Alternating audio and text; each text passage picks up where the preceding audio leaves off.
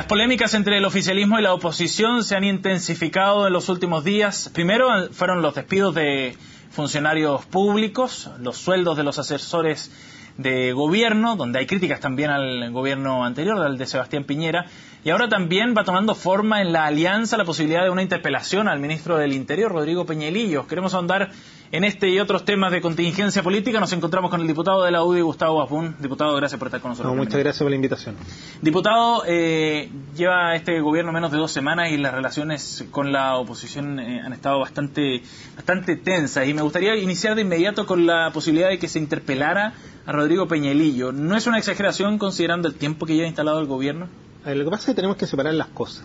Aquí ha habido en el proceso y en el periodo de la instalación de estas 2 semanas situaciones bastante anómalas, situaciones bastante irregulares en relación a los despidos, sobre todo cuando hablamos gente que está y que entró por concurso público, por la alta dirección pública, que tienen una cantidad de años de contrato definido y que obviamente aquí se está pasando por el aro la ley, y por lo tanto aquí lo que se está haciendo es borrar con el codo lo que se escribió con la mano. Por lo tanto aquí hay un problema de legalidad de la forma como se está implementando y se está aplicando la norma, sobre todo en relación a la gente de la alta dirección pública. Y por otro lado tenemos una serie de funcionarios que han asumido cargos públicos y que han sido designados por la presidenta Bachelet, que son personas que tienen un verdadero prontuario, o que hoy día han sido detectados situaciones anómalas que podrían ser causales de delitos como fraude al fisco. Ejemplo, la gobernadora de Chiloé, y ahora se descubrió la gobernadora Ñuble en situaciones similares. Pero eso se está investigando.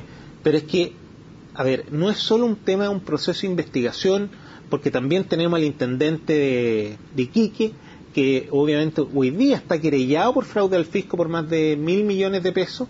Aquí hay situaciones anómalas, graves, y que tiene que ver con la falta de la probidad pública en las personas que están siendo nombradas en estos cargos públicos. Por lo tanto, la interpelación no es más que un mecanismo que tiene el oficialismo o la oposición en la Cámara de Diputados para poder preguntar y contrapreguntar acerca de una serie de inquietudes que existen en relación a la forma como se han tomado las decisiones en estas 2 semanas. Pero es una herramienta de grueso calibre, digamos, llevar al ministro del Interior al Congreso políticamente bien. A mí no me parece que pesado. Lo que pasa es que yo creo que el tema de la interpelación, nosotros nos tenemos que acostumbrar. La interpelación no es ningún tipo, ni es un mecanismo donde tú estás sancionando, no es sancionatorio, no es acusatorio. Aquí solamente se plantea un diálogo que debe existir entre la oposición, en este caso, que lo estaría planteando, y el Ejecutivo, en este caso el Ministro del Interior, pero que apunta directamente a que se puedan responder las dudas, las inquietudes que se tengan en relación a ciertos temas determinados. ¿Y no teme que eso podría endurecer la posición del Ejecutivo en las tramitaciones legislativas de los proyectos, que efectivamente termine pasando la planadora como temen algunos? Mira, ellos tienen el derecho a pasar la planadora, ellos tienen el derecho a hacer lo que estimen conveniente. Yo creo que uno en la vida tiene que aprender a tomar decisiones, para bien o para mal, pero uno tiene que saber también los costos que eso significa. Hoy día pasar la planadora, eso no es democracia. Eso es una especie de totalitarismo o autoritarismo o una dictadura. O es una dictadura de las mayorías por sobre las minorías. Aquí lo que nosotros tenemos que entender que en democracia se sustenta en base al diálogo, en base al trabajo en equipo. La UDI, de los últimos 15 años o en los 20 años de gobierno de la concertación, se caracterizó por actuar siempre en forma bastante responsable. De hecho, cuando la democracia cristiana incluyó mal sus candidatos el año 2001, fue la UDI la que propuso una ley fast track para que se aprobara en forma rápida, porque encontramos que era injusto que nosotros, siendo en ese minuto los beneficiarios, ganáramos por secretaría. Después, cuando vino el caso Maucate, que todos sabemos que el presidente Lagos estuvo a punto de renunciar, la crisis institucional que se estaba viviendo en ese minuto era tremenda. Fue la UDI la que puso los paños fríos, se sentó con el gobierno, pese a que en ese minuto el gobierno tenía la mayoría en el Parlamento, la UDI así todo se sentó con ellos a negociar y buscar un mecanismo que permitiera salvar la institucionalidad de nuestro país. Diputado, por lo tanto, nosotros actuamos con mucha responsabilidad y el llamado es... ¿Y eso qué significa? ¿Qué debería ser la nueva mayoría entonces? Aquí el tema es que nosotros siempre hemos estado abiertos a la discusión cuando tiene que ver con un beneficio para toda la sociedad chilena. Pero lo pongo en un ejemplo bien concreto. Por ejemplo, llega el momento de discutir la reforma tributaria. Antes del 31 de marzo debería estar presentado ese proyecto. El gobierno puede eventualmente, imaginemos que propone el diálogo y trata de negociar con la oposición, avanzar en esta materia de reforma tributaria. ¿Qué significa eso? ¿Que ellos deben renunciar a ciertas propuestas que están planificadas en el programa? No, para nada, pero sí se pueden consensuar ciertos temas. ¿Cómo qué? Ellos pueden plantear, ejemplo, la reforma tributaria perfectamente, de acuerdo a su programa de gobierno, pero nosotros le podemos plantear dudas. Ejemplo, nosotros creemos que hoy día pensar en un alza de impuestos por sí sola no tiene sentido porque hay que hacerla escalonada. No puede ser que una pyme pague lo mismo que una mediana empresa o una industria grande. Por lo tanto, yo creo que ahí tiene que haber, en el fondo, un cobro escalonado. Cuando nosotros nos referimos al impuesto a las personas, nosotros hemos planteado hace mucho tiempo de que ojalá elimináramos más el impuesto a la persona porque es una carga impositiva que afecta a la gente de clase media. Por lo tanto, aumentar el tramo de exención del impuesto de primera categoría. Ahí hay coincidencias con algunos parlamentarios. La eliminación del impuesto a los combustibles. O una reestructuración, una redistribución del impuesto a los combustibles, donde en vez que solamente pague el 20%, que son los automovilistas los que consumen el combustible, lo paguen todos. Y eso significa que el 80% del combustible que consumen en este país, que son las generadoras eléctricas, las líneas aéreas, las forestales, las mineras, paguen impuestos.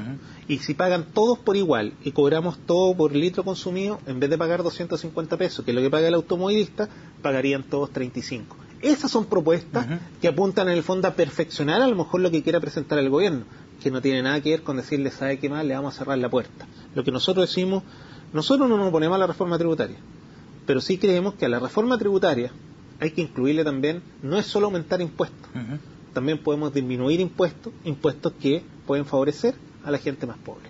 Ahora, diputado, hay una controversia también en torno al trabajo legislativo que ha hecho el gobierno y en particular al retiro de ciertos proyectos que se han echado abajo en el fondo y que surgieron del gobierno anterior, de Sebastián Piñera. Van 11, si no me equivoco, las propuestas legislativas, entre ellas, por ejemplo, la carretera eléctrica, por mencionar alguna, la Superintendencia de Educación, etcétera. ¿Cómo analiza usted ese trabajo? ¿Cómo lo perciben? ¿Y a quién cree usted que se le puede achacar esa responsabilidad?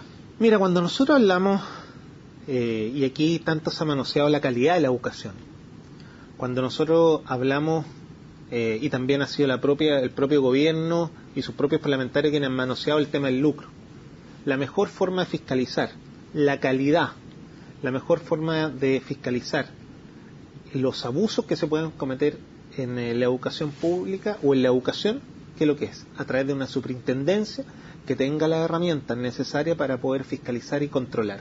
Lamentablemente, la concertación no le gusta. A ver, nadie dice que ellos no puedan impulsar posteriormente su reforma a la educación.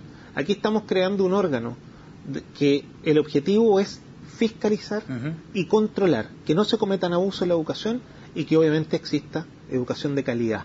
Y si eso ellos no lo quieren, que le respondan a la ciudadanía por qué rechazan un organismo que va a atender exclusivamente a proteger los intereses de los demás. En el caso de la reforma procesal penal, el Código Penal. El Código Penal, sí. Perdón, me parece una vergüenza. Aquí se ha venido trabajando durante años. Lo ha venido trabajando la oposición en su minuto con el gobierno. Hay actores, tanto del actual gobierno como del anterior. Hubo participación de los distintos actores que tienen que emitir opinión y juicio de valor al respecto. Es un proyecto que se ha perfeccionado, es un proyecto que va a beneficiar a miles y miles de chilenos y además va a terminar con la sensación de impunidad. Sin embargo, lo retiran. ¿Por qué? No hay ninguna explicación lógica. Eso te demuestra que ellos no tienen el sentido de que el gobierno tiene que trabajar en pro del Estado y no de los 4 años de ejercicio del poder. ¿Ve ahí un riesgo en las continuidades de política del Estado usted? Pero por supuesto.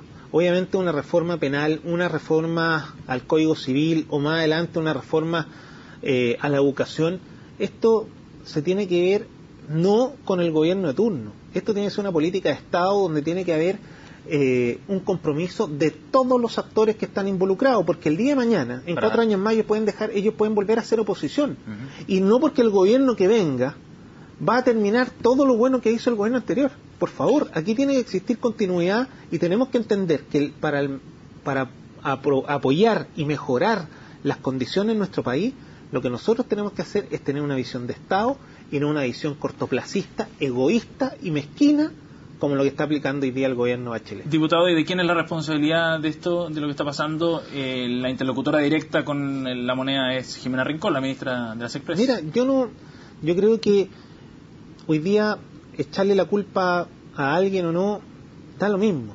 Aquí no es el problema, no es buscar identificar a una persona y decir lo vamos a hacer responsable de todos los males de la sociedad. Que puede dar señales de cómo se va a llevar esa relación. Aquí yo creo que lo que tenemos que hacer es entender que tenemos que actuar en conjunto pensando en el bien del país. Te insisto, el diálogo, no hay que tenerle miedo al debate, no hay que tenerle miedo al trabajo legislativo, porque es en el propio Congreso donde tenemos que debatir la idea y llegar a consensos que nos permitan fortalecer nuestra institucionalidad, tanto democrática como nuestra institucionalidad social. Si queremos terminar con la desigualdad en Chile, esto no se termina en 4 años. Si queremos terminar con la discriminación, no se termina en 4 años. Si queremos mejorar la calidad de la educación, no se acaba en 4 años. Esto tiene que ser a largo plazo y por lo tanto lo que tenemos que hacer es comprometernos con una política pública para los próximos 10, 15 o 20 años. Diputado Abón, gracias por haber venido. Muchas gracias. Pausa en esta revisión de noticias, volvemos de inmediato, no se vayan.